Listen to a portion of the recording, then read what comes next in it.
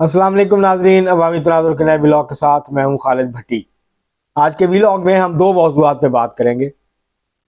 पहले हम बात करेंगे कि लाहौर कलंदर्स जो है वो आज चौथा मैच भी हार गई। आज कराची किंग्स के साथ उसका मैच था, PSL 9 का चौथा मैच था आज, जो लाहौर कलंदर्स ने लाहौर में खेला, लेकिन वो हार गई।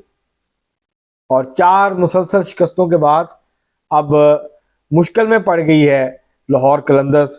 उसका जो PSL 9 में अब जो प्ले ऑफ में जाना जो है वो मुश्किल से मुश्किल तर होता जा रहा है। तमाम बाकी मैचेस जो हैं वो जीतने पड़ेंगे। एक तो इसके ऊपर बात करेंगे कि आखिर क्या हुआ लाहौर कलंदर के साथ। 2 दफ़ा की चैंपियन टीम जो है इस दफ़ा इंतहाई बुरी कारकर्दगी का अब तक मुजाहरा कर रही है। जो 2 सीजन्स में कराची के साथ हुआ, इस दफ़ा वो लाहौर के साथ हो रहा है। एक तो इसके ऊपर बात करेंगे। दूसरा, आज पंजाब असम्बली में स्पीकर का इंतखाब हुआ। डिप्टी स्पीकर का इंतखाब इस वक्त जारी है। वोटिंग मुकम्मल हो गई है, गिनती जो है वो जारी है, गिनती का अमल इस वक्त जारी है। उसके नताइज भी जल्द सामने आ जाएंगे। आज पहले स्पीकर का इंतखाब हुआ, जो कि काफ़ी कई घंटे तखीर से हुआ, लेकिन फिर स्पीकर सुल्तान खान साहब ने इलेक्शन करवाया और उसमें मुस्लिम लीग नून के मलक मोहम्मद अहमद खान, जिनका ताल्लुक कसूर से है, वो वहाँ से सूबाई असम्बली के मेंबर मुंतखब हुए। तो वो आज 224 वोट लेके जो है वो पंजाब असम्बली के नए स्पीकर मुंतखब हो गए। और कुल 327 वोट कास्ट हुए थे। उसमें से 324 वोट जो हैं वो हासिल किए मलक, क्योंकि 322 वोट जो हैं वो कास्ट हुए। उसमें से 224 वोट जो हैं वो मलक अहमद खान साहब ने लिए। जबकि जो सुन्नी इत्तेहाद कौंसिल के उम्मीदवार थे मलक अहमद खान बच्छड़, उन्होंने जो है वो वोट हासिल किए 96। 2 वोट मुस्तरद हुए, तो 322 जो है वो टोटल वोट कास्ट हुए। और जबकि 372 का जो ऐवान था उसमें से 371 होने चाहिए थे, लेकिन क्योंकि जो सुन्नी इत्तेहाद कौंसिल है उसको मखसूस नशिस्तें और अकलीतों की नशिस्तें जो हैं वो नहीं मिली, तो इसलिए वो फिर अभी तक वो नशिस्तें जो हैं वो खाली हैं। तो जो हाउस इस वक्त मौजूद था, तो ये जो है 224 वोट उनको मिल गया, तो भरपूर कुव्वत का मुजाहरा किया। अब इसमें कोई शक नहीं रही कि मुस्लिम लीग नून और उनके जो इत्तेहादी हैं, पाकिस्तान पीपल्स पार्टी, मुस्लिम लीग काफ, IPP, वो जो है कंफर्टेबल पोजीशन में है पंजाब असम्बली में। उनके पास मतलूबा तादाद से ज़्यादा तादाद जो है वो पंजाब असम्बली के मेंबरान की मौजूद है।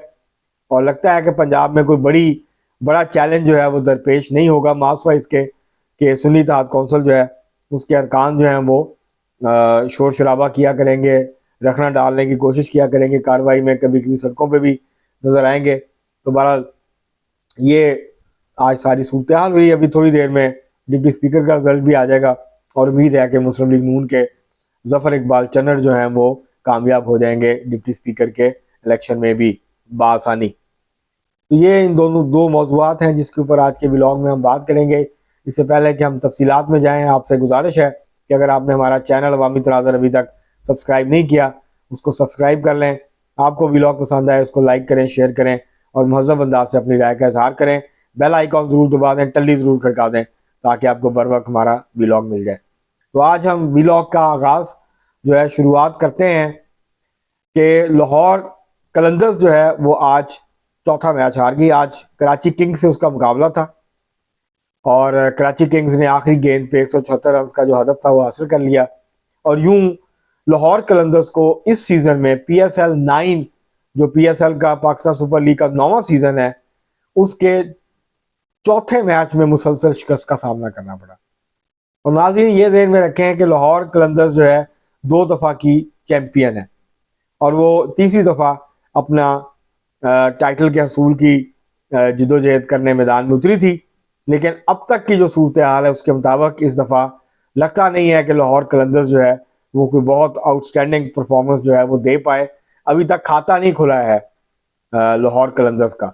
जो कुछ 2 पिछले सीजन्स में कराची किंग्स के साथ हुआ, वो लगता है इस दफ़ा लाहौर कलंदर्स के साथ होने जा रहा है।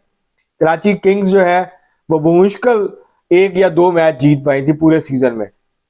तो ये जो है इस दफ़ा की ये सूरत हाल, और अभी तक जो लगता है कॉम्बिनेशन बनाने की कोशिश की है लाहौर कलंदर्स ने, तो वो कॉम्बिनेशन अभी तक बन नहीं पाया। और मेन मसला जो है वो बॉलिंग का नजर आ रहा है। बैट्समैन अगर 180 170 75 रन करते भी हैं तो बॉलर्स उसको दिफा नहीं कर पा रहे, जो कि पिछले 2 सीजन में होता था। और लगता है कि कोई बॉलर्स जो हैं वो ऑफ कलर हैं, वो उस तरह की फॉर्म में नहीं है। हारिस रऊफ जो है वो उस तरह की कारकर्दगी नहीं दिखा पा रहे, उनकी जो परफॉर्मेंस है वो नीचे जा रही है मुसलसल। और इसी तरह बाकी जो बॉलर्स हैं वो शाहीन अफरीदी हो तो वो भी कोई बहुत अच्छी आउटस्टैंडिंग परफॉर्मेंस नहीं दे रहे, जो कि उनका तुरा इम्तियाज है जिसके लिए वो जाने जाते हैं, नई गेंद के साथ विकेटें लेना, तो वो उनसे नहीं हो पा रहा है। और इसी वजह से जो है वो लाहौर कलंदर्स की जो कारकर्दगी है कोई बहुत इस दफ़ा बहुत अच्छी नहीं जा रही है अभी तक। और अगर अगला एक आध मैच और हार गया तो फिर लाहौर कलंदर्स जो है वो प्ले ऑफ की दौड़ से भी बाहर हो सकती है। तो ये अभी टाइम है, लाहौर कलंदर्स को अपने बाकी सारे मैचेस अब जीतने होंगे अगर प्ले ऑफ में जाना है, वरना जो है वो उससे पहले ही वो उसका जो सफ़र है वो तमाम हो जाएगा। तो इस दफ़ा जो 2-3 टीमें अच्छी परफॉर्म कर रही हैं उसके अंदर जो है वो कोयटा ग्लैडिएटर्स है, मुल्तान सुल्तान्स है। कल मुल्तान सुल्तान भी हार गई पेशावर ज़ल्मी से, लेकिन ये है कि ये वो टीमें हैं जो कि अच्छा परफॉर्म कर रही हैं, निस्बतन बेहतर परफॉर्म कर रही हैं बाकी टीमों से। तो अभी चांस है क्योंकि बाकी टीमें भी मैच हारी हैं, तो अगर बाकी टीमें भी 1-2 मैच और हार जाती हैं और लाहौर कलंदर्स जीत जाती है तो फिर लाहौर कलंदर के लिए वापसी के इम्कानात जो है रोशन हो जाएंगे। लेकिन उसके लिए उनको अपना जो परफॉर्मेंस है उसको बहुत बेहतर बनाने की ज़रूरत है। मुख्तलिफ खिलाड़ी जो स्टार खिलाड़ी हैं उनको परफॉर्म करके ये साबित करना होगा कि वो वाकई स्टार खिलाड़ी हैं, वरना लाहौर कलंदर की हालत इस दफ़ा कोई बहुत अच्छी नज़र नहीं आ रही। अब हम बढ़ते हैं दूसरे मौजू की तरफ, जो कि पंजाब असम्बली से मुतल्लक है। आज स्पीकर डिप्टी स्पीकर का इलेक्शन था पंजाब असम्बली में। मुस्लिम लीग नून के स्पीकर के लिए उम्मीदवार थे ज़िला कसूर से सूबाई असम्बली के मुंतखब होने वाले रुकन जनाब मलक अहमद खान साहब, जो कि मुस्लिम लीग नून के सीनियर लीडर हैं और मुस्लिम लीग की नून की जो क़यादत है शरीफ ख़ानदान उसके बड़े करीब समझे जाते हैं, मुक्तदरा के भी बड़े करीब समझे जाते हैं, मुक्तदर कुव्वतों के, उनके साथ भी उनके बहुत अच्छे रिलेशन हैं। तो वो आज स्पीकर मुंतखब हो गए, उन्होंने 224 वोट हासिल किए, जबकि मलक अहमद खान बच्छड़ जो हैं, जो कि उनका ताल्लुक सुन्नी इत्तेहाद कौंसिल से है, उन्होंने 96 वोट हासिल किए, 2 वोट मुस्तरद हुए। कुल जो हैं वो 322 वोट कास्ट हुए थे, उसमें से 224 वोट ले गए मलक अहमद खान साहब।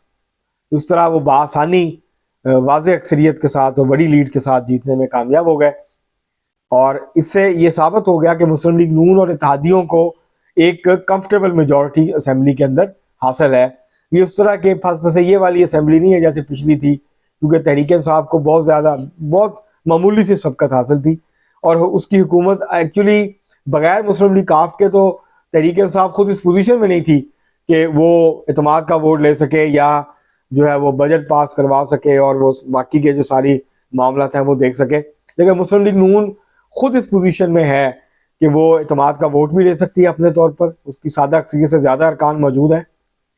अब मसला ये होगा मुस्लिम लीग नून के लिए कि उसके 5 अरकान कम अज़ कम या 5 सूबाई असम्बली की सीटें खाली होंगी उनकी, तो ये एक इशू रहेगा। अगर उसमें से मुस्लिम लीग नून जीत जाती है सारी की सारी तो फिर मुस्लिम लीग नून की स्ट्रेंथ और बढ़ जाएगी जो है वो पंजाब असम्बली में। तो बहरहाल एक कंफर्टेबल मेजॉरिटी है। अभी जो है वो वोटिंग मुकम्मल हो गई है डिप्टी स्पीकर के लिए भी, और उसमें भी इम्कान यही है कि मुस्लिम लीग नून के जफर इकबाल चन्नर जो है वो डिप्टी स्पीकर जो है वो मुंतखब हो जाएंगे। और ये जो सत्यान खान साहब थे, उन्होंने पहले तो उनका लग रहा था कि शायद इजलास मुलतवी हो जाए, स्पीकर डिप्टी स्पीकर का इलेक्शन ना हो, लेकिन बाद में उन्होंने इलेक्शन करवाया, काफ़ी ताख़ीर से इलेक्शन हुआ। बहरहाल उन्होंने इलेक्शन करवाया, उसके बाद मलक अहमद खान ने स्पीकर का हलफ उठाया और अब वो स्पीकर मुंतखब हो गए हैं। वो डिप्टी स्पीकर का इलेक्शन हुआ, गिनती इस वक्त जारी है, इलेक्शन जो है उसका अमल मुकम्मल हो गया है। और जी अब जो है वो उसका जो नतीजा है वो भी जो है वो सामने आ गया है। ज़हीर अब्बास जो जनरल हैं वो कामयाब हो गए हैं मुस्लिम लीग नून के। और इस दफ़ा जो है ये जो डिप्टी स्पीकर का इलेक्शन था इसमें इन्होंने 220 वोट लिए हैं, इनके वोट कम हुए हैं। 220 वोट इन्होंने हासिल किए हैं, मलक अहमद खान के मुकाबले में 4 वोट कम लिए हैं, जबकि जो सुन्नी इत्तेहाद कौंसिल है उसके वोट जो हैं वो बढ़ गए हैं।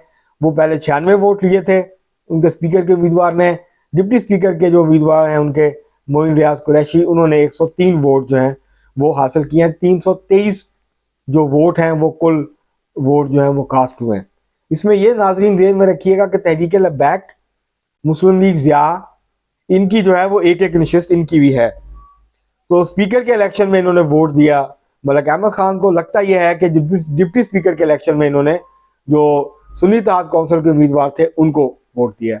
और जो 2 वोट मुस्तरद हुए थे, जैसे मैंने पहले कहा, वो लगता यह है कि वो भी सुन्नी इत्तेहाद कौंसिल के थे, जो कि अब उनको मिल गए हैं। तो इस तरह उनकी तादाद होगी 103 वोट जो है उन्होंने डिप्टी स्पीकर के इलेक्शन में हासिल किए हैं। तो बहरहाल आज ये मुकम्मल हो गया अमल। अब रह गया वज़ीर आला का इंतखाब, वो होगा, और उसमें भी मरियम नवाज शरीफ साहबा जो हैं वो, अब इसमें कोई शक नहीं है कि वो मुंतखब हो जाएंगी और फिर वो हलफ उठाएंगी। तो उसके बाद फिर काबीना की का जो अमल है बनाने का वो हो जाएगा। तो बहरहाल ये हो गया। आज जो है सिंध असम्बली का भी इजलास था। सिंध असम्बली ने के अरकान ने आज हलफ उठा लिया है, और आज तहरीक इंसाफ के अरकान ने हलफ नहीं उठाया, जमात इस्लामी वालों ने भी हलफ नहीं उठाया, और GDA के अरकान ने भी हलफ नहीं उठाया। पाकिस्तान पीपल्स पार्टी और MKM के अरकान ने हलफ उठा लिया। और अब कल स्पीकर डिप्टी स्पीकर का इलेक्शन है, जबकि मंडे वाले दिन जो है सोमवार को वज़ीर आला का इंतखाब होगा। इसी तरह जो बलूचिस्तान असम्बली है उसका इजलास 28 फरवरी को बुला लिया गया है, और गवर्नर ने इजलास बुला लिया है। 28 को हलफ उठाएंगे अरकान, उसके बाद फिर 29 को स्पीकर डिप्टी स्पीकर का इलेक्शन होगा। उससे अगले दिन जो है वो वज़ीर आला का इंतखाब हो जाएगा। जबकि KP असम्बली जो है उसका इजलास भी 28 को बुलाए जाने का इम्कान है। समरी भेज दी गई है, गवर्नर उसके ऊपर फैसला करेंगे, और उम्मीद यही है कि 28 तारीख को उसका इजलास भी हो जाएगा। अब सिर्फ कौमी असम्बली रह गई है। जैसे ही कौमी असम्बली के अरकान हलफ उठा लेंगे और 14 सूबाई असम्बलियों के अरकान हलफ उठा लेंगे, तो उसके बाद फिर जो सदर का इलेक्शन है उसका शेड्यूल इलेक्शन कमीशन जारी कर देगा, जो 9 से 12 जो है मार्च के दरमियान होने का इम्कान है। ज़्यादा इम्कान यही है कि 9 तारीख को उसका सदारती सदर का इलेक्शन हो जाएगा, जिसके बाद सदर आरिफ अलवी जो हैं वो रुखसत हो जाएंगे ईवान सदर से, और उनकी जगह आसिफ जरदारी साहब जो हैं वो वहाँ पे तशरीफ़ फरमा हो जाएंगे, वो वहाँ विराजमान हो जाएंगे। तो इस तरह से ये अमल जो है वो आगे बढ़ रहा है। सदर के इलेक्शन के बाद फिर तीसरे हफ्ते में गालबन सेनेट का इलेक्शन होगा। तो ये 3 अहम इलेक्शन हैं। उसके बाद एक हो गए ये वज़ीर आला के इंतखाबात, स्पीकर के इंतखाबात। तो ये अमल जो है पार्लियामेंट की तकमील का, ये मार्च के तीसरे हफ्ते तक मुकम्मल हो जाएगा। इससे पहले जो है वो वज़ीर आज़म भी बन जाएंगे, वज़ीर आला भी बन जाएंगे, सदर भी मुंतखब हो जाएंगे, फिर सेनेट जो है आधे अरकान क्योंकि रिटायर हो रहे हैं तो आधे अरकान मज़ीद जो है वो आ जाएंगे। तो आज के लिए इतना ही, बहुत शुक्रिया।